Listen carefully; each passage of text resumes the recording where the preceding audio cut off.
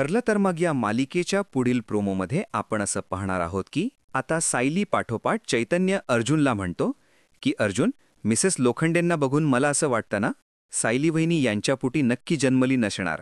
DNA रिपोर्टमध्ये काहीतरी गडबड झाली असणार. नंतर आता हॉलमध्ये मैनावती बसलेली असते आणि सदाशिव झोपलेला असताना सायली तिथे जाते. आणि सायली जेव्हा त्यांच्याशी बोलत असते तेव्हा प्रिया अचानक तिथे येते आणि ती बाजूलाच लपून बसून ऐकते यांचं बोलणं.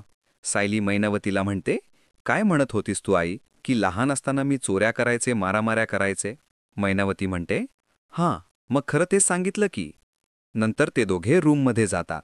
सायली तिथेही जाते आणि म्हणते, आई बाबा, तुम्ही दोघं सगळ्याच बाबतीत मला वेगवेगळ्या गोष्टी सांगताय. बाबा म्हणाले की मी जेव्हा हरवले तेव्हा माझा 7वा वाढदिवस साजरा झाला होता.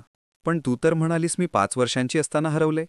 आता हे दोघे खोटं बोलत आहेत हे त्यांना माहिती आहे, परंतु सायलीला सुद्धा आता खूपच डाऊट आलेला आहे.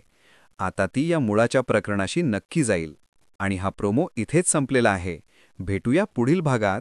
तोपर्यंत नमस्कार.